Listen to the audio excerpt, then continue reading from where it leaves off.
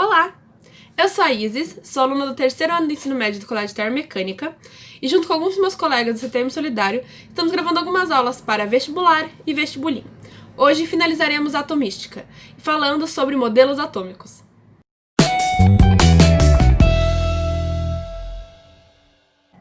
Bom, essa é a terceira aula de atomística e hoje eu não pretendo utilizar o meu quadro. É um conteúdo bem teórico, então eu só vou conversar com vocês e o que for necessário mostrar em tela, eu coloco no computador. Mas caso seja necessário, minha lousinha está aqui no fundo, inclusive está escrito modelos atômicos. Então vamos começar a aula. Vamos começar falando primeiro sobre Demócrito e Leucipo. Antes de começar, eu quero deixar bem claro, eu acho que eu já citei isso na primeira aula, mas Demócrito e Leucipo, eles não entram na linha do tempo dos modelos atômicos, porque eles não criaram um modelo atômico, eles só criaram a teoria, eles eram filósofos, não cientistas. Mas eu acho importante a gente citar eles, mas numa questão de vestibular, vestibulinho que fale sobre modelos atômicos, não vai ser falado sobre Leucipo e Demócrito. Aqui é apenas para contextualizar e a gente dar continuidade à aula, explicando como surgiu toda essa teoria e por que a gente tem o modelo que hoje a gente tem. Bom, seus estudos eles tiveram início com Leucipo no século V a.C., aproximadamente 450 a.C., mas ele não conseguiu concluir em vida. Então eles foram concluídos por Demócrito, que era seu discípulo. A teoria deles é considerada o início de toda a química, já que a atomística é a base da química. Eles também revolucionaram bastante o mundo da física, né? Eles não tinham nenhum equipamento tecnológico que conseguisse comprovar a teoria, então era apenas uma teoria no papel.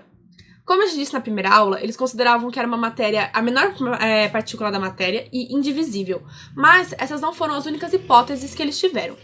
Eles acreditavam que os átomos possuíam as mesmas características do objeto que formavam. Então, por exemplo, este canetão.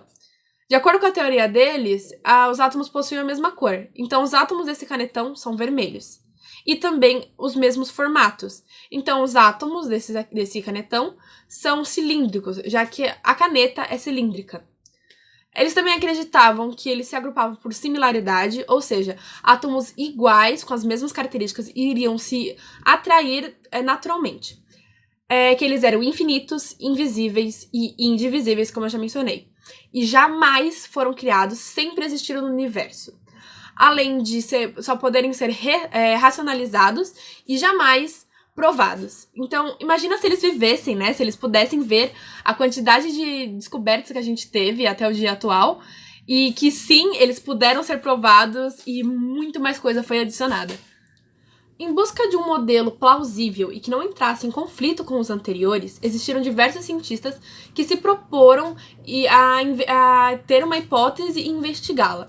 Mas, no ensino médio, a gente só aprende os 4 principais, que foram aqueles que tiveram maiores descobertas para a atomística. São eles Dalton, Thomson, Rutherford e Bohr.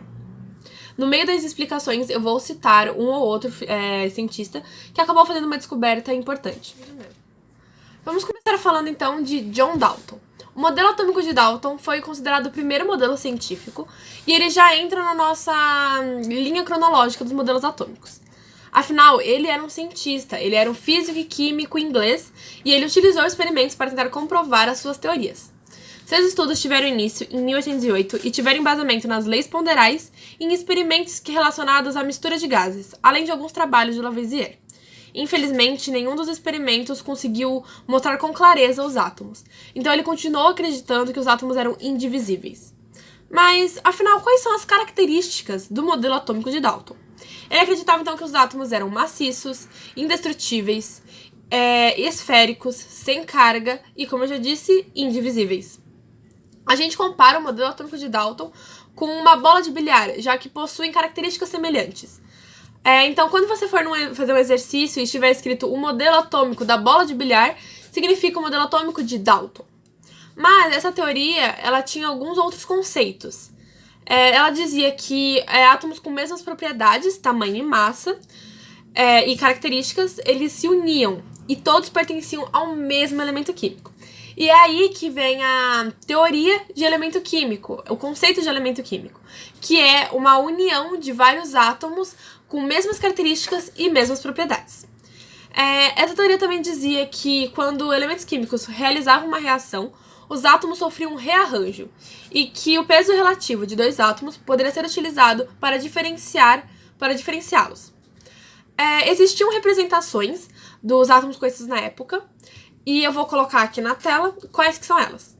A gente tinha a representação do átomo X, que era o átomo preto, do átomo Y, que era o azul claro, o átomo Z, que é o azul escuro, e o átomo D, que é o vermelho. Ele também conseguiu comprovar uma afirmação de Lavoisier, que dizia o seguinte: em uma reação química, a massa se conserva, porque não ocorre criação nem destruição de átomos.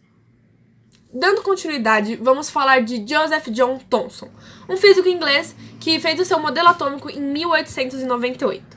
Mas antes disso, ocorreu um experimento muito importante realizado por Thomson, que influenciou tanto o modelo atômico dele, quanto todos os que vieram diante.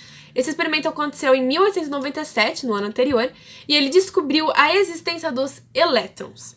Ele realizava um experimento com cargas elétricas e utilizando a ampola de Crookes, que eu vou deixar por aqui para vocês verem como ela é, ele percebeu que os raios catódicos eram sempre atraídos pelo lado positivo, comprovando assim a existência de partículas negativas no átomo, que depois foram chamadas de elétrons.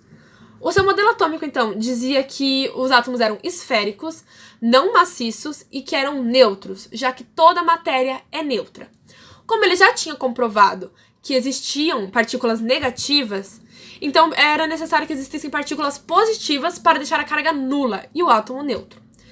Também acreditava que os elétrons ficavam soltos pelo átomo, podendo assim serem transferidos de um átomo para outro em determinadas circunstâncias. Pensando em todas essas comprovações, esses conceitos que ele chegou, ele então dizia que existia um fluido positivo no átomo e os elétrons ficavam dispersos neste fluido. E como os elétrons eles possuem mesma carga, acontecia uma repulsão e então eles ficavam distribuídos uniformemente. Esse modelo ele é comparado com um pudim de uva passas, onde as passas representam os elétrons. E sim, esse nome vai aparecer nos exercícios de vestibular, então é interessante a gente lembrar. E também ele facilita a gente a falar, como que era o modelo do Thomson? O da uva passas. Então ele facilita um pouco nisso. Então quais foram as novidades que a gente viu neste modelo atômico?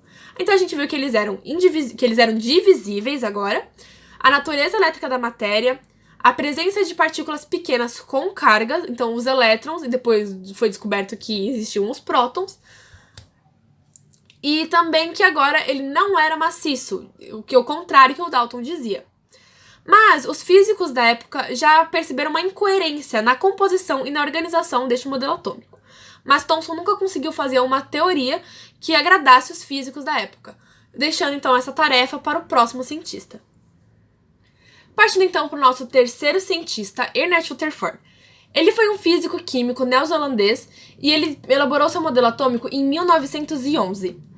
Ele descobriu que o átomo possuía um núcleo e em volta deste núcleo existia uma grande área vazia. Mas como que ele descobriu isso? Bom, um tempo antes ele fez um experimento onde ele pretendia estudar as propriedades do raio-x e as emissões de partículas radioativas. E nesse experimento ele pegou uma placa de ouro fina e bombardeou com partículas alfa. Ele reparou que algumas das partículas não atravessaram, outras partículas não atravessaram, mas sofreram um desvio, e outras partículas passaram direto. E aí, deste modo, ele descobriu, então, que existiam espaços vazios no átomo. Vou explicar um pouquinho melhor esse experimento, porque ele é importante. E aí, eu vou mudar minha câmera para vocês poderem ver a minha lousinha. Perdoem meus dons artísticos, tá? Depois eu vou colocar uma imagem de uma boa representação. Mas aqui é só pra gente explicar, então, como funciona. Começando pelos materiais. A gente tem o polônio, que ele emite radiação alfa. E ele está dentro de uma caixa de chumbo, tá? Com um orifício por onde vão passar as partículas alfas. Essas aqui são as partículas alfa, certo? Aqui nós temos a lâmina de ouro. E aqui nós temos um material metálico recoberto com sulfato de zinco, certo? E o sulfato de zinco ele é um material fluorescente. Bom, então vamos explicar o que aconteceu. As partículas alfas, quando elas saem, algumas passaram direto, tá? E é o tipo 1. Do tipo 1, é a maioria. Grande parte das partículas alfas atravessaram. Então, a gente consegue concluir que, como é uma grande parte, existe uma grande parte vazia no átomo também, tá? O outro tipo, elas desviaram, tá? Que é o caso dessas aqui, ó.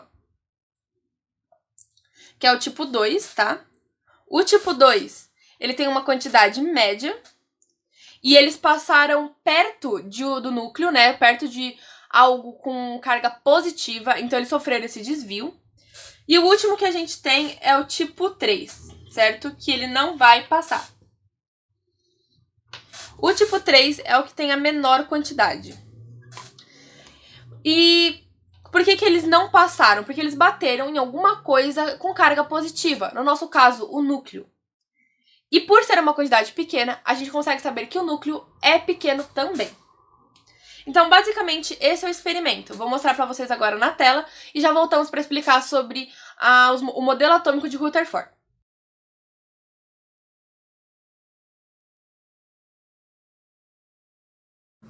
Bom, o modelo atômico de Rutherford foi comparado com um sistema solar, onde o núcleo representa o Sol e a eletrosfera ela representa os orbitais descritos pelos planetas. Esse modelo a gente considera que estimulou toda a evolução do que conhecemos hoje como atomística, tá? Ele dizia então que o núcleo era denso e possuía partículas positivas, os prótons, tinha pouco volume, muita massa e ficava na região central. Enquanto a eletrosfera tinha imensos espaços vazios e os elétrons. Lembram que no início do vídeo eu falei que existiram outros cientistas, além dos 4 principais, mas que não eram estudados? Um deles é Eugen Goldstein. Ele descobriu os prótons em 1886, quando ele fez uma alteração na ampola de Crookes e alguns outros experimentos. Mas quem descobriu a localização dos prótons foi Rutherford. Vamos então para o nosso último cientista, Niels Bohr. Ele elaborou seu modelo atômico em 1913. Na verdade, ele não criou o modelo do zero. É difícil falar do zero porque eles sempre pensaram nos modelos anteriores. Não dá pra você simplesmente criar um modelo e falar, vou ignorar tudo que o outro falou. Mas ele não levou só em consideração, ele complementou o trabalho de Rutherford, tá? Até que ele veio 2 anos após Rutherford. Por isso, este modelo muitas vezes é chamado de Rutherford-Bohr. E é um modelo que a gente utiliza hoje em dia. Ele conseguiu descobrir como os elétrons estavam distribuídos na eletrosfera. E ele chegou a esse modelo refletindo sobre o dilema de átomo estável. Tudo começou quando ele admitiu que gases emitiam luz quando uma corrente elétrica passava por eles, já que elétrons absorvem energia elétrica e liberam luz. Pensando então que os elétrons têm que absorver energia, ele então concluiu que os átomos eles têm uma energia disponível para cada elétron. Mais tarde, eles deram um nome a essa energia quantizada, esse conjunto de energia, e hoje em dia a gente chama eles de níveis de energia. Então, quando um elétron, ele recebia uma energia, ele fica, né, como é o modelo atual, ele fica com uma quantidade de energia maior do que aquele nível de energia quantizou para ele. Então, ele salta de camada, ele muda de camada. Então, e hoje a gente chama de elétron excitado. Esse modelo atômico diz que os elétrons estão distribuídos em camadas eletrônicas. São os níveis de energia que eu acabei de comentar. Eles podem ser chamados dos 2 nomes. Essas camadas, elas têm energias definidas que aumentam conforme se distanciam do núcleo. Então, a camada mais próxima do núcleo tem menos energia que a camada mais distante do núcleo. E isso também acontece com os elétrons, que estão dentro dessas camadas. Então, elétrons mais próximos do núcleo, menos energia que elétrons mais distantes do núcleo. Essas camadas são circulares, certo? E os elétrons só vão se movimentar em volta do núcleo dentro dessa camada. E eles só podem mudar de camada caso eles percam ou ganhem energia, certo? Eles jamais vão ganhar ou perder energia espontaneamente. E quando eles saltam de camada, eles saltam de forma instável. Quando voltarem para a camada de origem, eles vão emitir energia em forma de luz ou calor. E esse fenômeno é chamado de salto quântico. O Bohr, então, definiu que existiam 7 camadas, 7 níveis de energia. São eles K-L-M-N-O-P-I-Q. É em ordem alfabética, então é bem simples de se decorar, tá? E esse sistema, esse modelo ele era comparado com um sistema planetário. Também houveram outros cientistas depois de Bohr. Um exemplo é Schrödinger. Ele foi um importante físico e ele teve diversas descobertas. E ele criou um modelo atômico, mas para a atomística ele não é tão importante, então não vemos no ensino médio. Um cientista que teve uma descoberta muito importante e que a gente estuda ela, mas não vê quem foi que descobriu, foi James Chadwick, que em 1932 descobriu a existência dos nêutrons. Ele estudava o berílio radioativo e percebeu que seu núcleo emitia partículas neutras, com massa praticamente igual aos prótons. Deste modo, ele então descobriu as partículas nêutrons, ele descobriu a sua localidade e a sua massa. Bom, gente, esse foi o vídeo de hoje, onde concluímos a atomística. Espero que vocês tenham gostado, que vocês tenham entendido a matéria. Deem uma olhadinha nos outros projetos e vídeos do CTM Solidário, que estão muito bons. E é isso. Até uma próxima vez!